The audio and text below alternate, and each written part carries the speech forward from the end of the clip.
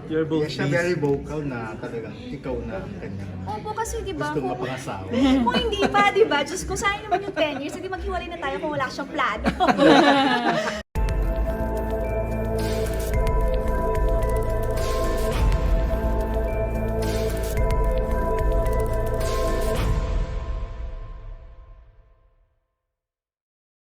Medyo matagal na kayo ni EA. What's the secret of being together for a long time? Para sa akin, honesty, at saka yung pagiging transparent lang sa isa't isa.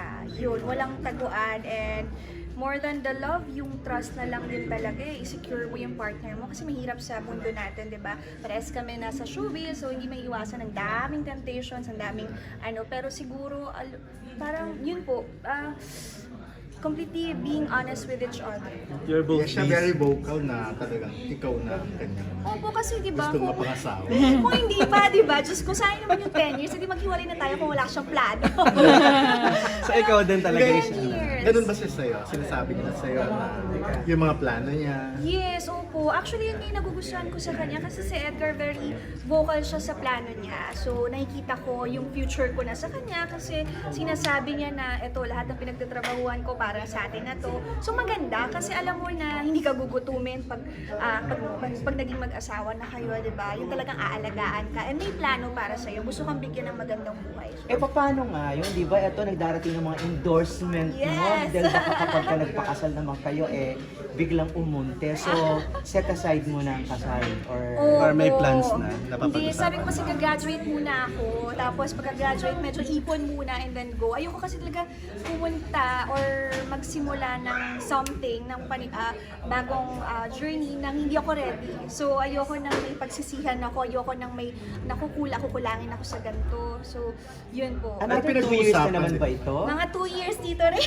2 or 3 years? 2 to 3 years, depende. Pero, So, willing kapag to ka- wait naman siya. So kapag ka nag-propose si Edgar, matatanggihan mo ito ng bonggang-bongga, sinabi sa kanyang 2 years or 3 years mo na ako Depende i-propose. sa sasabihin niya. Siguro kung isi-secure niya naman ako na willing to wait siya, no pressure. Sige, engage tayo, pero hihintayin mo kung kailan ako ready. Ah, okay. Okay Engage lang sa muna, akin. okay. Kahit long engagement, okay lang. Basta gusto ko kung papasok ako ng panibagong buhay kasama siya. Gusto ko yung clean slate na. Wala na akong tatrabahuhin na school, wala na akong, alam niyo yun, yung mga ganong bagay. So, So, hindi hindi mo pa na kayo gustong... engaged? sorry. Hindi pa. Hindi pa po, hindi pa po. So, hindi nyo muna gusto mag-live-in para at least, di ba? Hindi muna. Kasi baka magkasawaan. Pero alam niyo, kilala ko na kasi si Edgar 10 years na. So parang wala na akong kailangan malaman pa na parang gano'n. And alam ko, very family-oriented siya. Very loving sa magulang. So parang sure na ako na pag naging mag-asawa na kami, parang wala na akong puproblema. Pero Shira, nung last ko na interview si EA, nagulat ako na may ni-reveal siya. I'm sure nabalitaan mo rin yun. Anong nireveal mo dito? Paano sasabihin? May isa kang yun na nga. Opo. Yes. Ay, wait lang gusto kong gamitin na term ay pure. Wag naman yung... Ayun yan, hindi ko nga mabanggit. Not be.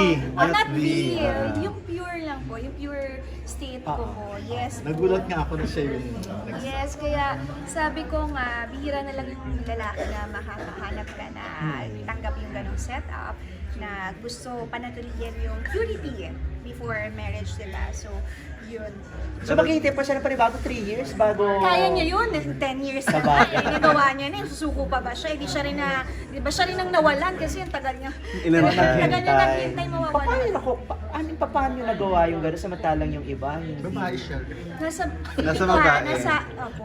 Nasa Feeling ko babae. nasa babae rin. Si Ray kasi, kasi nakatabi niya Oo, kasi automatic. siguro po, big credits na rin goes to my father and mother. Actually, yung family ko kasi, sila yung nagsabi sa akin na maganda na lalakad ka sa altar ng pure ka. Pure. Kasi Parang yung konti na lang ngayon, no? yung best gift na mabibigay mo sa asawa. I know parang old school, pero tumatak siya sa isipan ko. And kahit yung daddy ko, kinausap din si Edgar, parang sinabi niya na, sabi niya, sobrang sarap sa feeling. Sobrang babaw daw na ako Baw. sa'yo pag nailakad mo yung anak ko na ganun pa siya. So ako yun na, and then siguro natatakot lang ako sa responsibilities na alam na hindi natin masabi, baka may mga accidents na alam na Eh, gano'n. paano kapag nagta-travel kayo abroad, may mga kasama kayo para maiwasan? Paano ba? Kapag nagta-travel kayong sa abroad, may mga kasama kayo para maiwasan? Family ko. Okay. At saka hindi, nag-usap naman po kami. Sinabi ko kasi na hindi rin madali sa kanya yun. So sabi ko, kung hindi niya kaya, wag, let go niya na ako. I mean, bumitaw na lang siya kasi naman magkasakitan pa kami. So, yun naman yung naging maganda. Nag-promise naman siya. So, yun po. Kaya secured ako. Hindi ako nag-aalala na kahit mag-out of the country siya, out of town na work siya, hindi ako natatakot na.